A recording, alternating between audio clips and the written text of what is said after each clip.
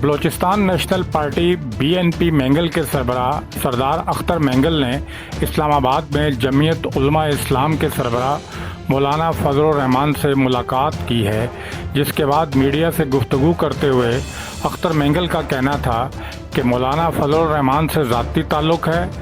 JUI کے ساتھ بلوچستان میں ہم اپوزیشن بینچوں پر بیٹھے ہیں۔ اختر مینگل سے جب سوال کیا گیا کیا آپ اپوزیشن کا حصہ بن گئے ہیں، جس پر ان کا کہنا تھا کہ بات چیت چل رہی ہے، اپوزیشن کے ساتھ نزدیکیاں بڑھ رہی ہیں۔ اختر مینگل کا یہ بھی کہنا تھا کہ جس دن ہم اپوزیشن میں آ گئے تو صحیح معنوں میں اپوزیشن کر کے دکھائیں گے اور اپوزیشن کو چلا کر دکھائیں گے۔ اس موقع پر مولانا فضل الرحمان کا کہنا تھا، ہم نے اختر مینگل کو خوش آمدید کہا ہے۔ BNP کے فیصلے نے امید کی کرن پیدا کی ہے اور یہ فیصلہ تحریک انصاف کی دیگر اتحادی جماعتوں کے لیے قابل تقلید ہے۔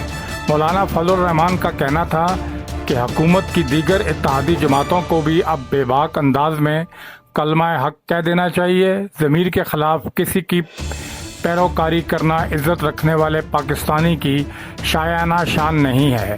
ان کا کہنا تھا کہ امید ہے اختر مینگل حکومت کی دیگر اتحادی جماعتوں کو قائل کریں گے اور یہ وقت حکومت کا ساتھ دینے کا نہیں ہے۔ ملک اس وقت ڈوب گیا ہے۔ جب آپ کا بجٹ منفی میں چلا جائے تو اس سے حکومت کی مقبولیت بھی منفی میں چلی جاتی ہے۔